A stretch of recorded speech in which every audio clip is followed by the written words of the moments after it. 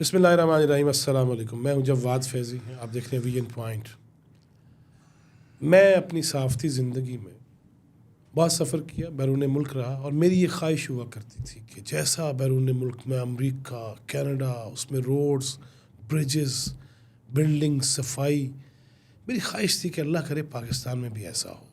फिर मैंने ये देखा, और जो मुझे पीटीवी पे देखते हैं या देखते रहे हैं उन्हें ये अंदाज़ा है कि वो चीन से सरज़मीन पाक में दाखिल होना हो या फिर गहरे पानियों में, गवादर के गहरे पानियों में उतरना हो, रिस्की काम था विदाउट लाइफ जैकेट। लेकिन मैंने तब भी एक बात कही थी कि मेरा भी इस मुल्क की खिदमत का जो फ़र्ज़ है और जो कर्ज़ है वो मुझे चुकाना चाहिए, और इसमें अगर जान भी जाती है तो जान तो जानी जानी है, लेकिन अगर मुल्क की खिदमत में चली जाए। ये बातें इसलिए कर रहा हूँ, मैं बहुत ज़्यादा लंबा इंट्रो नहीं चाहता। आज जिस शख्सियत को मदऊ किया है उनसे चाहते हैं कि बातें पूछी जाएं और पूछा जाए कि पाकिस्तान के मसाइल जो हैं, वो जो हर थोड़े अरसे बाद एक नया फितना, नए शिकंजे, इंटरनेशनली, बैनुल अक़वामी, इलाकाई दुश्मन, दोस्तनुमा ममालिक की दुश्मनियाँ, वो कैसे वहाँ से निकलेंगे, और अंदरूनी तौर पर क्या क्या वो मसाइल हैं जिनको हल होना ज़रूरी है। मेरे साथ हैं जनाब हाफिज़ हफीज़ुर्रहमान साहब, साबिक़ वज़ीर आला गिलगित बल्तिस्तान और सदर पाकिस्तान मुस्लिम लीग नून गिलगित बल्तिस्तान, और एक चीज़, पहले वज़ीर आला पाकिस्तान के किसी भी सूबे के जो हाफिज़ कुरान है, और जिस तरह हमारे सिपा सलार, पहले सिपा सलार हाफिज़ कुरान है ना, मुझे खुशी होती है इनको मदऊ करके। बहुत शुक्रिया आप साहब आपके तशरीफ़ लाने का। आप सब चौंदे चौंदे सवाल ने तो सीधी सीधी गल है। गिलगित बल्तिस्तान की वो जो आइनी सूबे की बात थी, आपसे भी कई दफ़ा बात हुई, क्या अमर माने है उसमें? दूसरी जानब देखते हैं तो हिंदुस्तान ने तो खुसूसी हैसियत जो है उसको तरोड़ मरोड़ कर रख दिया। हम क्यों आइनी नहीं बना सके? देखें फैज़ी साहब, कुछ हैं पॉपुलर बातें जो हमारे यहाँ बड़ी, जैसे इमरान खान भी पॉपुलर बातें करता है, प्रैक्टिकली मुमकिन नहीं होता। तो पॉपुलर गुफ्तगू और है, हक़ाइक़ जो है, आपने पूछा तो मैं हक़ाइक़ के हवाले से ही बात करूँगा कि गिलगित बल्तिस्तान 1947 से पहले, जब पाकिस्तान आज़ाद हुआ उसके बाद 1 साल बाद गिलगित बल्तिस्तान में जंग आज़ादी शुरू होती है और लोग आज़ादी अपनी मदद लेते हैं। और उससे पहले ये गिलगित बल्तिस्तान एक यूनिट नहीं था। राइट। जो उससे पहले आपका जो है वो बल्तिस्तान अलग रियासत थी, हुंजा अलग रियासत थी, नगर अलग रियासत थी, गिलगित अलग रियासत थी। ये कोई इंटीग्रेटेड कोई एक खिते के तौर पर कभी नहीं रहा। राइट। अलबत्ता 47 के बाद जब गिलगित आज़ाद हुआ 48 में, तो उसके बाद आपका जो है स्कर्दू वगैरह आज़ाद हुए बल्तिस्तान, फिर उसके बाद 54 में जाके दियामर ने इलाक़ किया। बिल्कुल ठीक है, ऐसे ही। तो ये जो 3 रीजन हैं, ये तीनों रीजनों की अलग अलग स्टेट छोटी मोटी हुआ करती थी। और उसके बाद चूँकि जिस वक्त इन्होंने आज़ादी हासिल की थी डोगरों से, उस वक्त ये इलाका रियासत जम्मू कश्मीर का हिस्सा था। ठीक। डायरेक्ट अमलदारी थी इनके 3 बड़े इलाके जो हैं उसमें। गिलगित बल्तिस्तान में इस वक्त 10 डिस्ट्रिक्ट्स हैं, तो 10 डिस्ट्रिक्ट्स में से 6 डिस्ट्रिक्ट जो है वो सेटल डिस्ट्रिक्ट कहलाते हैं, 4 डिस्ट्रिक्ट अनसेटल्ड कहलाते हैं। अनसेटल्ड डिस्ट्रिक्ट वो हैं जहाँ पे राजों की, महाराजों की जो है वो कश्मीर की, डोगरों की बराह रास्त कोई हुकूमत नहीं रही। Okay okay. तो वो किसी डिस्प्यूट का हिस्सा नहीं है। आपका जो गिलगित है, बल्तिस्तान डिवीज़न पूरा है और अस्तोर है, जी जी, ये रियासत जम्मू कश्मीर के अमलदारी में रहे हैं। ठीक है। और जो दियामर डिस्ट्रिक्ट है, जो हुंजा डिस्ट्रिक्ट है, जो गिजर डिस्ट्रिक्ट है और जो नगर डिस्ट्रिक्ट है, ये डायरेक्ट अमलदारी में नहीं रहे। अब आपके इस खित्ते के अंदर जो यूनाइटेड नेशन की जो डी लगी हुई है, ये भी आपको एक कमाल की बात मैं अर्ज करूँ कि नवाज शरीफ साहब ने जब सरताज अजीज साहब की सरबराही में जीबी के रिफॉर्म पे एक कमीशन कायम किया, जिसमें सरताज अजीज साहब अल्लाह उनको जो नसीब कर वो हेड करते थे, तमाम इंस्टीट्यूशंस के हेड थे, मैं भी उस कमेटी का मेंबर था एज चीफ मिनिस्टर। तो वहाँ पे अब हमारा जो कैबिनेट डिवीज़न से जो मैप जो है वो जारी हुआ ना फेडरल से, उस मैप के अंदर पूरा गिलगित बल्तिस्तान को डिस्प्यूटेड दिखाया गया था। अच्छा, उनको उनके ज़हन में यही था? जी जी जी, जो हमारा जो ऑफिशियली मैप डिक्लेयर था। सही सही सही सही। تو اس پہ چونکہ سرتاج عزیز صاحب کو بڑی کمانڈ حاصل تھی، بڑی مہارت حاصل تھی، انہوں نے کہا یہ کیسے ہو سکتا ہے، یہ گلگت بلتستان تو پورا ڈسپیوٹ کا حصہ کبھی نہیں رہا. سیٹل اور انسیٹل والی بات آ گئی. انہوں نے اس پہ ایک کمیشن قائم کیا. پھر میرے سربراہی میں جی بی کے جو ہے وہ آپ کی طرح کی جو انٹلیکچوئل تاریخ سے واقف لوگوں پہ مشتمل کمیٹی بنائی. اور اس کمیٹی کے ذریعے جب ہم نے معلوم کیا تو یہ جو علاقے ہیں ہنزا نگر، گزر اور دیامر، آج بھی اگر آپ ان کو ریاست پاکستان کی عملداری میں ڈائریکٹ آئینی حدود میں لاتے ہیں تو مسئلہ کشمیر کو انٹرنیشنلی کوئی ڈسپیوٹ نہیں ہے. اوکے. اور اس کمیٹی کی رپورٹ کی روشنی میں پھر کیبنٹ ڈویژن نے نیا نقشہ جاری کیا ہے کہ یو این نے جو ایک آپ کو میپ دیا ہوا ہے اس میں جو ڈسپیوٹڈ کی ڈی لگی ہوئی ہے ان سیٹل ڈسٹرکٹس کے اوپر لگی ہوئی ہے اور اس پہ انسیٹل پہ نہیں ہے. تو یہ تصحیح ہوئی. صحیح. تو اب اس گلگت بلتستان کو آپ نے 1 یونٹ بنا دیا پورا انتظامی طور پہ. جی. تو آپ نے ریاست جموں کشمیر کا حصہ اس کو مانتے ہوئے یونائٹڈ نیشن کے اندر جو آپ لے کے گئے کہ حق رائے دہی کے لیے جو ریزولوشنز وہاں ایک ہی ہمارے پاس دستاویز ہے نا جی، اس دستاویز کے اندر مقبوضہ کشمیر، گلگت بلتستان اور آزاد کشمیر پہ مشتمل جو 47 سے پہلے کا ریاست جموں کشمیر ہے وہ اس کا آپ نے اس کو حصہ مانا ہوا ہے. رائٹ. اب ہندوستان کہتا ہے کہ یہ ریاست جموں کشمیر جو ہے ڈسپیوٹڈ ہے ہی نہیں. وہ یہ کہتا ہے کہ یہ جو علاقہ ہے یہ اٹوٹ انگ ہے ہمارا. انہوں نے اپنے کانسٹیٹیوشن میں آرٹیکل 1 میں اس کو حصہ بنایا ہے. بالکل ٹھیک. اب پاکستان کا مقدمہ یہ ہے کہ ریاست جموں کشمیر انٹائر جو ہے وہ ڈسپیوٹڈ ٹیریٹری ہے. آپ اگر اس ٹیریٹری میں سے کوئی بھی حصہ نکال کے اپنے آرٹیکل 1 کا حصہ بنا دیتے ہیں آپ اس ریزولوشن سے دستبردار ہوتے ہیں جو کہ آپ خود گئے ہوئے ہیں. جی آپ کے پاس وہی ایک دستاویز ہے نا. ایگزیکٹلی. اب یہ فیڈریشن کی ایک مجبوری ہے، یہ ریاست کی ایک مجبوری ہے. اس مجبوری کو سیدھے عوام کو بتانے کے بجائے ہماری بعض سیاسی جماعتیں جب الیکشن قریب آتا ہے تو وہ صوبے کا منجن بھیجنا شروع کرتی ہے. یہ بکا پیپلز پارٹی تو 50 سال سے یہ منجن وہاں بھیجتی ہے. اور کمال کی بات یہ ہے کہ یہ منجن گزشتہ 2020 کے الیکشن میں بلاول صاحب 1.5 مہینے جی بی میں تھے اور یہ صوبے کا منجن بھیجی جا رہے تھے. تو میں نے ان سے 1-2 دفعہ ملاقات کی اور میں نے ان سے گزارش کی کہ جناب محترم آپ یہ بات کر رہے ہیں کل آپ کے پاس گورنمنٹ آئے گی تو نہیں ہم کریں گے، کیونکہ اس وقت ان کو آگاہی نہیں تھی. جب یہ پی ڈی ایم کی گورنمنٹ بنی ادھر 16 مہینے کی تو موصوف وزیر خارجہ بن گئے. تو میں نے بڑی ملنے کی کوشش کی اس سے.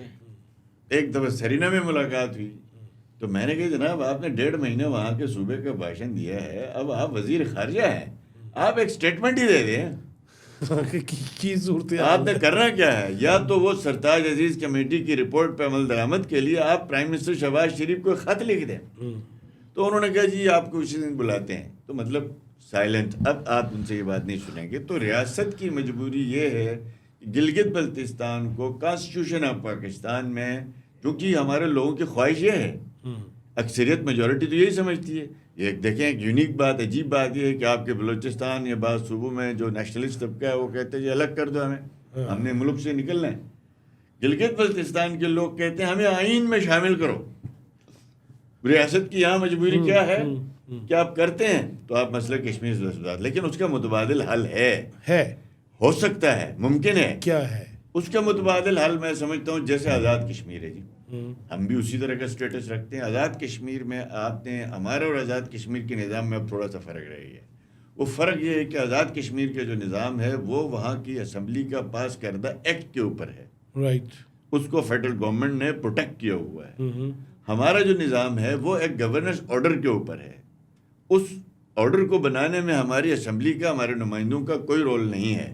ڈائریکٹلی انڈائریکٹلی مجھ سے پوچھا آپ وزیر اعلیٰ تھے تو آپ نے کہ وہ تو انڈائریکٹ ہو گیا نا. مطلب آپ کی جو ایک اسمبلی ہے اس کو آپ نے گورننس آرڈر کے اندر جو ہے اس کو ترمیم وہ نہیں کر سکتے. نہیں آپ نے اس کے لیے کوئی ٹرائی کی تھی جی جب آپ وزیر اعلیٰ تھے؟ اس پہ چونکہ بہت لمبی چوڑی میں نے آپ کو عرض کیا نا، جیسے ستائش عزیز کمیٹی کی رپورٹ آئی اس رپورٹ کی روشنی میں اس وقت ہماری اور اسٹیبلشمنٹ کی 1 پیج والی معاملہ ہوا 2017 میں. نواز شریف صاحب کو ڈسکوالیفائی کر دیا گیا، اور اس کے بعد چونکہ وہ کمیٹی دوبارہ شاہد خاقان صاحب بنے تو دوبارہ ہم نے وہ کمیٹی ریکویسٹ کی، وہ بنی، بلکہ شاہد صاحب آئے بھی، جی میں بھی، اس ہم کے جب بعد ملے بھی ہیں وہاں پہ، جی اسی وقت یہی طے ہوا کہ اب گلگت بلتستان کا جو کانسٹیٹیوشنل معاملہ ہے، اس وقت پیپلز پارٹی اپوزیشن میں تھی، اپنا خورشید شاہ صاحب اپوزیشن لیڈر تھے، اس بل کو پارلیمنٹ میں سپورٹ کرنے سے انہوں نے انکار کیا۔ شاہ محمود قریشی صاحب اس وقت پارلیمانی لیڈر تھے، میں خود برجیز طاہر صاحب ہمارے کچھ گزرا ان کے پاس گئے، بالکل ٹھیک، انہوں نے کہا کہ ہم اس بل کو سپورٹ نہیں کر سکتے گلگت بلتستان کو۔ ایکسرسائز کمیٹی کی رپورٹ کیا تھی؟ نمبر 1 یہ تھی کہ گلگت بلتستان کو مسئلہ کشمیر کے ڈسپیوٹ کے حل ہونے تک آپ اس خطے کو پروویژنل کانسٹیٹیوشنل اسپیشل پروونس بنایا جائے ٹل فردر ڈیسیجن آف دا مسئلہ کشمیر۔ ہمارے 3 اراکین اسمبلی ہوں، ڈائریکٹ وہاں سے منتخب ہوں، گلگت ڈویژن سے ایک، بلتستان ڈویژن سے ایک، دیامر ڈویژن سے ایک ریزرو سیٹ ہو، 3 ہمارے سینیٹر ہوں اور ایک لیڈی سینیٹر ہو، یعنی 4 سینیٹر، 4 قومی اسمبلی کے ممبران وہاں سے نیشنل اسمبلی میں ریپرزنٹیشن ہو، اور اسی طریقے سے NFC اور باقی جو کانسٹیٹیوشنل ادارے ہیں اس میں مشروط نمائندگی دی جائے۔ لیکن مسئلہ یہ آیا کہ اس وقت ہماری جو اس وقت 5 اگست نہیں ہوا تھا، یہ آپ کے ذہن میں رہے، 5 اگست سے پہلے کی بات ہے۔ 5 اگست سے پہلے ریاست کا موقف یہ تھا گلگت بلتستان کو مین اسٹریم کرنے سے مسئلہ کشمیر کو نقصان ہوگا، تو ہم نے اس وقت کنسنسس کے لیے کوشش کی، نہیں ہوا تو انتظامی طور پر ڈیولیوشن کر دیا ہماری گورنمنٹ نے، فیڈرل گورنمنٹ نے۔ جیسے کہ آپ کی جو پروونشل اسمبلی ہے اس کے پاس 4 بڑے سبجیکٹ ہیں، اس پہ لیجسلیشن کا اختیار نہیں تھا، اور گورنمنٹ کے پاس کوئی اختیار نہیں تھا۔ فارسٹ، منرل، ہائیڈرو، ٹورزم، یہ GB کونسل کے سبجیکٹ تھے، یعنی پرائم منسٹر کے۔ تو وہ الحمدللہ سرتاج عزیز کمیٹی کی روشنی میں شاہد خاقان صاحب اس وقت وزیر اعظم تھے، نواز شریف صاحب کی ہدایت پہ آپ کی GB اسمبلی کو وہ اختیار مل چکا ہے جو پنجاب اسمبلی کے پاس ہے، آپ کے چیف منسٹر کو اختیار ملا ہے جو آپ کے صوبوں کا ہے۔ اب ایشو وہاں پہ صرف یہ ہے کہ ہمارا جو آئین ہمارے اوپر ہے، اس آئین کو بنانے میں ہمارا رول نہیں ہے، اور نیشنل لیول پہ جو ریپرزنٹیشن ہے ہماری وہ نہیں ہے، وہ ایک تشنہ طلب معاملہ ہے جس کے لیے آج بھی لوگوں کی ڈیمانڈ بھی ہے، اور ہم سمجھتے ہیں اس کا حل دوسرا یہ ہو سکتا ہے جو باجوہ صاحب اور جناب فیض اور جناب ان کی درمیان میں آ کے انہوں نے جناب باجوہ کو ایک بخار چڑھا ہوا تھا، جیسے وہ ٹرمپ سے ملاقات کے بعد 5 اگست کے بعد جناب باجوہ صاحب کہتے تھے کہ GB کو پروویژنل صوبہ بنایا جائے۔ اس پہ عمران خان صاحب کو جب انہوں نے بات کی تو انہوں نے کہا جی ٹھیک ہے میں کروں گا، لیکن مجھے پہلے GB میں ہماری حکومت بنا دیں، مدد کریں۔ یہ بات آن دا ریکارڈ ہے، یہ پبلک جانتی ہے، مجھ سے جناب باجوہ نے خود بھی یہ بات کہی ہے۔ نہیں، انہوں نے کیا کہا آپ سے؟ کہ انہوں نے یہی کہا کہ خان صاحب کی کمٹمنٹ ہے کہ ہمیں وہاں سے سپورٹ ملے۔ پہلے مجھے کہا گیا کہ آپ پریس کانفرنس کریں، جناب فیض نے کہا، جناب باجوہ نے کہا آپ کو کہ ہمیں کہا گیا کہ آپ صوبے کے حق میں پریس کانفرنس کریں۔ ہم نے یہ کہا کہ یہ 70 سال سے تو آپ کہہ رہے ہیں کہ یہ نہیں بن سکتا، تو اب کیا ہوا؟ اب آپ اچانک آ کے ہمیں کہہ رہے ہیں ہمیں مین اسٹریم پولیٹیکل پارٹی، میں کوئی نیشنلسٹ پارٹی کا ذمہ دار نہیں ہوں GB میں ایک فیڈرل پارٹی کو یہاں GB میں لیڈ کرتا ہوں، تو میری فیڈرل پارٹی سے پوچھے بغیر میں یہ بات نہیں کر سکتا۔ وہ چاہ رہے تھے آپ اپنے طور پہ کریں، جی آپ کریں، پبلکلی کریں، تو ہم نے کہا یہ انکار کیا، اور اس کے بعد بڑی لمبی چوڑی کہانی ہے۔ پھر تو نلکی کی ہویا وہ تو جڑا ہوا ہے سو ہے، لیکن پاکستان نل جو ہے نا، اور GB نل جو ہے وہ بڑی اسی حالی بھی جوندے رہے ہیں، دیکھو اسی زندہ ہے گئے، ٹھیک ہے گئے، الحمدللہ صحت ہے گئی، لیکن وہ گلگت بلتستان میں دیکھو 23 گھنٹے کی لوڈ شیڈنگ ہے، 2020 تو لے کے 2024 تک کوئی ایک منصوبہ نہیں ہے، کوئی ایک ڈیولپمنٹ نہیں ہے۔ صاحب میں اور آپ، جو آپ ذرا کافی بھی پیجیے، میں اور آپ جس جگہ پہ اکٹھے گئے، اکنامک کوریڈور، یہ ہوگا وہ ہوگا، پھر آپ نے مجھے جہاں آپ کے لوگ بھی مجھے لے کے گئے، GB کا اپنا جو ہے بجلی کا نظام، وہ دریا کے اس پار اوپر کیا کیا لگے گا، کچھ نہیں ہوا۔ باجو اپنا فیض صاحب، یہ 4 سال آپ گلگت بلتستان دوبارہ کیمرہ لے کے چلے گئے، آپ لوگوں کو پوچھیں کیا حالات ہیں گلگت بلتستان میں، یعنی آپ نے ایک مصنوعی حکومت وہاں بنائی، کس لیے بنائی وہ میں آپ کو عرض کر دیتا ہوں۔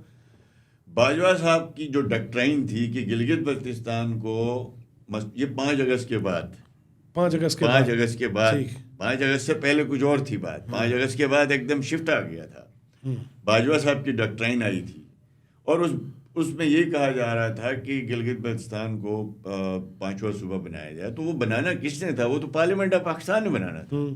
تو ہم کہتے تھے کہ آپ اس کو پہلے فیڈرل کیبنٹ سے پاس کرواؤ، کوئی سیریسنس نظر آئے گی تو ہم کوئی بات کریں گے. آپ نے کرنا کچھ بھی نہیں ہے. ہم نے کل پبلک کو فیس کرنا ہے. ہم یہاں ایک اسٹیٹمنٹ دے دیں, کل لوگ کہیں گے آپ ہم سے جھوٹ بولتے ہیں. میری یہ عادت نہیں رہی ہے. تو انہوں نے خان صاحب نے اسٹیبلشمنٹ کو کہا کہ آپ گلگت بلتستان میں میری گورنمنٹ بنانے کی مدد کریں. پہلے تو خان نے خود مجھے کہا کہ آپ ہماری جماعت جوائن کریں. یہ آپ کو خود کہا؟ جی خود کہا ہے عمران خان صاحب نے. اس نے ندیم افضل چند کے ذریعے بھی کہا, ایک دو اور دوستوں کے ذریعے بھی کہا. تو میں نے کہا جی میں ایک مڈل کلاس آدمی ہوں, میں جماعت نہیں چھوڑ سکتا. آپ کی نظریات سے ہی مجھے اختلاف ہے. وہ جو وزیر اعظم تھے. اور دوسری بات یہ ہے کہ میرے خاندان نے یہ جماعت بنائی ہے اور میں اس جماعت میں اپنے آپ کو کمفرٹ محسوس کرتا ہوں. اپنے لیڈرشپ کے ساتھ میں خوش ہوں. ویسے اگر آپ چلے جاتے تو کی حال ہونا سی؟ تو میں سمجھنا اس تو بہتر ہے کہ ایسی دنیا تو چلے جاتے. ٹھیک ہے ممبری شمبری مل جاتی. آج دیکھیں نا پی ٹی آئی کے جو ممبر ہیں وہ سولی پہ لٹکے ہوئے ہیں. وہ خان کہتا ہے کہ جیل بھرو, باہر جاؤ, اندر جاؤ, کام تو کوئی نہیں ہے نا. اب میرا گزارش یہ ہے کہ جب انہوں نے اسٹیبلشمنٹ نے کہا, خان نے آگے سے یہ کہا کہ پہلے مجھ پہ کام ہوا, میں نے انکار کیا, اللہ پاک نے استقامت دی, اللہ پاک نے جو ہے وہ ہمت دی, ہم اپنی جماعت میں برقرار رہے. کچھ عرصے کے بعد ہی اور ایک بریگیڈیئر صاحب ہوتے تھے جو آزاد کشمیر کے اندر انہوں نے ایک بڑی تباہی پھیلائی تھی, جو وہاں پکڑے بھی گئے. بریگیڈ نہیں وہ آیا جی بی میں, اس کو ذمہ دار بنا کے بھیج دیا گیا اور ہم سے کچھ تقاضے کیے, ہم نے پورے نہیں کیے مثال طور پہ. اب خان نے ان کو کہا کہ آپ میری گورنمنٹ وہاں جی بی میں بنوائیں تو میں اس صوبے کے جو معاملہ ہے اس کو کیبنٹ سے پاس کرا کے پارلیمنٹ میں لے جاؤں. ٹھیک ہے. انہوں نے گلگت بلتستان میں 24 جون کو میں نے ٹینیور پورا ہوا. بالکل ایسے ہی ہے.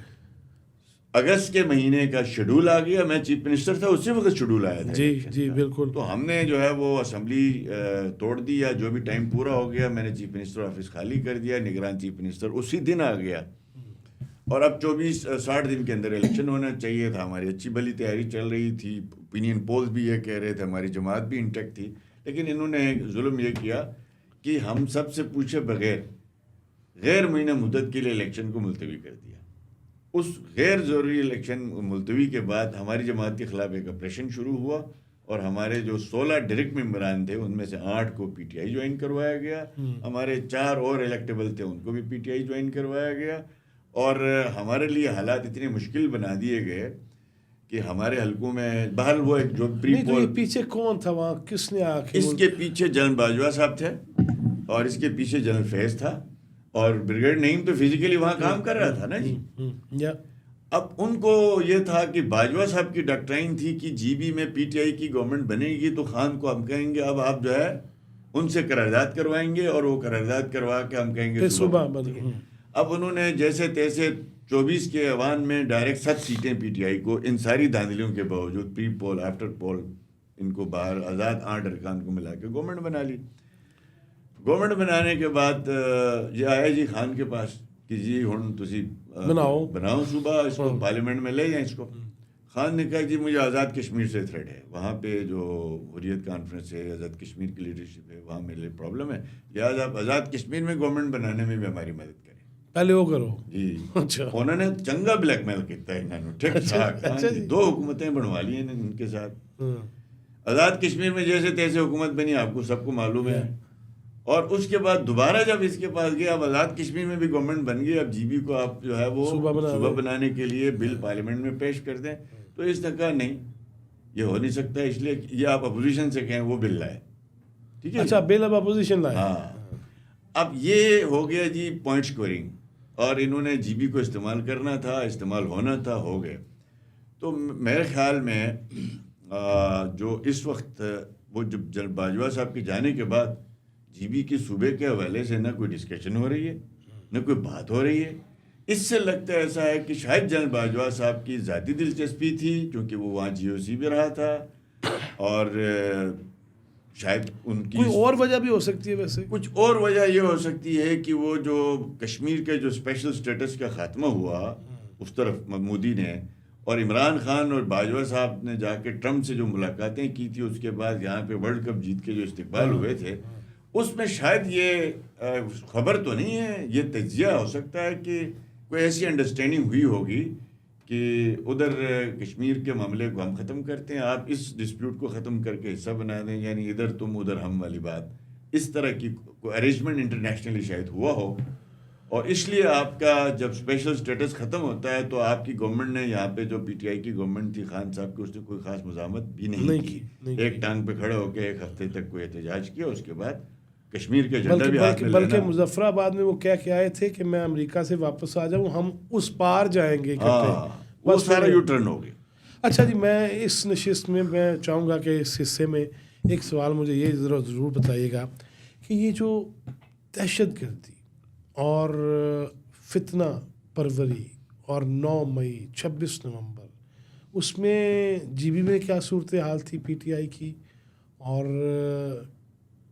کیا سمجھتے ہیں کہ میرا یہ خدشہ ہے جس طرح انٹرنیشنلی چیزیں تبدیل ہو رہی ہیں، میں چاہوں گا اگلی نشست میں وہ بات ضرور کروں، سیاسی طور پہ ابھی کیا سچویشن ہے؟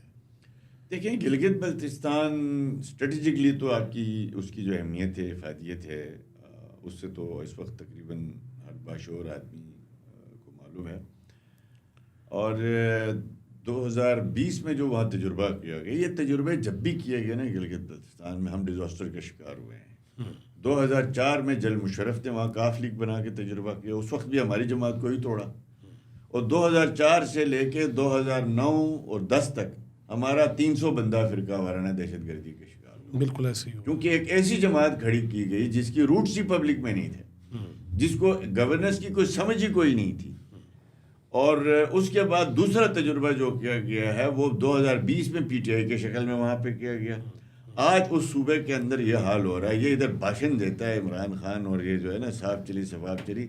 اس کائنات میں سمجھتا ہوں کہ ان سے بڑا کرپٹ آدمی، ان سے بڑا political corrupt, intellectual corrupt, financial corrupt, moral corrupt اور کوئی جماعت نہیں ہو سکتی. آپ اس خطے کے ساتھ آپ دیکھ لیں، میرے پاس 2 تائی اکثریت تھی، سنگل پارٹی گورنمنٹ تھی، میں نے 13 رکنی کابینہ سے صوبہ چلایا ہے. اور الحمدللہ ہمارا جو بجٹ تھا نا جی 45 اور 55 تھا، یعنی 45 ہمارا ڈیولپمنٹ تھا، 55 ہمارا نان ڈیولپمنٹ تھا. اور ہمارا جو گورنمنٹ کے ایکسپینڈیچر اور تنخواہوں کا جو بل تھا وہ ٹوٹل 31 ارب روپیہ ہوتا تھا، جس میں گورنمنٹ بھی چلتی تھی اور سیلریز بھی تھی. اس وقت صوبے کا حال یہ ہے کہ ان 4 سال میں ایک کلوٹ نہیں ڈلا، ایک نیا اسکول نہیں بنا، ایک کالج نہیں بنا، ایک پاور ہاؤس نہیں لگا، ایک ادارہ کھڑا نہیں کیا گیا. آپ کے تنخواہوں کا بل نان ڈیولپمنٹ ایکسپینڈیچر 71 ارب پہ جا چکا ہے، اور آپ کا ڈیولپمنٹ بجٹ 15 ارب ہے. اب آپ اس خطے میں جہاں پہ 50,000 میگا واٹ بجلی کا پوٹینشیل بتایا جا رہا ہے، اور اس خطے کی حالت یہ ہے کہ 21 گھنٹے کی لوڈ شیڈنگ، 23 گھنٹے کی لوڈ شیڈنگ. لوگ سڑکوں پہ تھے. اس دن پرائم منسٹر صاحب نے نوٹس لیا اور رانا ثناء اللہ صاحب کی سربراہی میں ہماری ایک کمیٹی بنی، اور ہم نے بیٹھ کے 2-2 4-4 گھنٹے ڈیزل جنریٹر کے ذریعے سے لوگوں کو بجلی دینے کے لیے فیڈرل نے کچھ فنڈز ان کو دیے جی بی کے اندر. حالت یہ ہے. اب آپ کا جو تجربے ہے نا جی، ٹھیک ہے، نواز شریف صاحب کی صحت پہ کیا اثر پڑا، ٹھیک ہے، آج ملک کو تباہ کر دیا گیا 2017 کے بعد. 2020 میں مسلم لیگ نون کی گورنمنٹ کو جس طریقے سے وہاں پہ ختم کیا گیا، 3 مہینے پہلے ہمیں کام کرنے سے روکا گیا، کس کے کہنے پہ؟ جنرل فیض کے کہنے پہ روکا گیا. اور اس کے بعد لانگ ٹرم آپ کو جو ہے وہ نگران حکومت قائم کی گئی اس وقت تک آپ مینیج کرنے کے لیے. اور اس کے بعد 20 سے لے کے 24 تک گلگت بلتستان کے خزانے سے ایک میں آپ کو چھوٹا سا اسکینڈل آپ کو عرض کر دوں. یہاں پہ جو ایک مخدوم علی خان صاحب نے کوئی پیسے دینے تھے، ہاں جی کوئی 7-8 کروڑ روپے فیس جی، تو وہ ان سے مینیج نہیں ہو رہا تھا. تو انہوں نے جی بی کا جو پی ٹی آئی کا اس وقت چیف منسٹر تھا خالد خورشید کو کہا کہ آپ کوئی کیس کوئی نہ کوئی سپریم کورٹ میں ٹھوکیں اور اس کے بدلے میں مخدوم صاحب کو وکیل کر لیں، اور آپ جو ہے وہ اس کو جو فیس ہے اس میں ہماری بھی ایڈجسٹ کریں. آپ دیکھیں 8 کروڑ روپیہ مخدوم علی خان کو جی بی کے خزانے سے کس کام کے لیے فیس دیے گئے کہ جی بی میں سپریم کورٹ اور ہائی کورٹ کے ججز کے اپوائنٹمنٹ کو رکواؤ. اس نے وہ رکوا دیا، وہ چیک کروا دیا، اور وہ 8 کروڑ خزانے سے. خالد خورشید کو پچھلے دنوں کوئی سزا وغیرہ بھی ہوئی ہے؟ جی ان کو تو سزا ہوئی ہے، وہ باشن اور اس حوالے سے بھی ہوئی ہے. اس کے علاوہ ایک جعل سازی کا کیس بھی ان پہ چل رہا ہے. تو میں سمجھتا ہوں کہ انہوں نے، میں آج کی بات نہیں ہے فیضی صاحب، ہم سیاسی لوگ ہیں، کسی کی سزا پہ خوش نہیں ہوتے. ہم نے اس شخص کو یہ کہا تھا اور ہمیں توقع یہ تھی، میں نے 50 جگہوں میں پبلکلی یہ بات کہی تھی کہ جس شخص کو پی ایم ایل این نے 2 الیکشنوں میں ٹکٹ نہیں دیا ہو اس کو پی ٹی آئی نے ٹکٹ بھی دے دیا, اس کو سی ایم بھی بنایا, اس کو صدر بھی بنا دیا, اس کو نیشنل لیول پہ پہنچایا. اب میں نے کہا جی عمران خان پہ اس کے اتنے خالد خورشید کے اوپر اتنے قرض چڑھ چکے ہیں خان کے, اب اگر خان کے کہنے پہ یہ جی بی کی اینٹ سے اینٹ بجانے پڑے تو بجائے گا. اور وہ وہی گلگت بلتستان کی پولیس کو پنجاب سے ٹکروا دیا لے جا کے. گلگت بلتستان کے جو ہے وہ آپ کی جو گاڑیاں جو تھی 50 سے زیادہ ادھر جو ہے وہ بنی گالہ میں جو ہے وہ پھرتی تھی. 200 سپاہی ہمارا 6 مہینہ جو ہے وہ ادھر رہا بھوکا ننگا, زمان پارک میں رہے, یہاں رہے, اور لگ بھگ جو ہے وہ تقریباً کوئی 50-55 کروڑ روپیہ گلگت بلتستان کی مختلف مداد میں نکال کے یہاں پہ ان دندوں میں لگایا گیا. آج افسوس ہوتا ہے کہ سیاسی کارکن ہم ان کو کہہ نہیں سکتے, ان کی جب گفتگو کرتے ہیں ہم آج بھی عمران خان کو عمران خان کہتے ہیں, صاحب کہتے ہیں, وہ آگے سے میرے لیڈر کو گالی دے کے بات کرتے ہیں. تربیت کا یہ فرق ہے. تو اس نے ویسے جہاں تک ہمیں پہنچا دیا ہے, ویسے تو ہم پروگرام میں بریک کا کرتے ہیں لیکن اگلے حصے میں مزید باتیں کرنی ہے. ناظرین کافی باتیں ہیں, آپ صاحب کو میں نے پورا یہ موقع دیا کہ وہ کھل کے پہلے تو بیان کریں کہ آئینی حیثیت اور ایشوز کیا ہیں, وہ بیان ہوئے. اگلی نشست میں بڑے تیکھے ونگے سوال بھی ہوں گے اور چھوٹے سوال چھوٹے جواب. اگلے حصے میں ملاقات ہوتی ہے. اب تک کے لیے اللہ حافظ.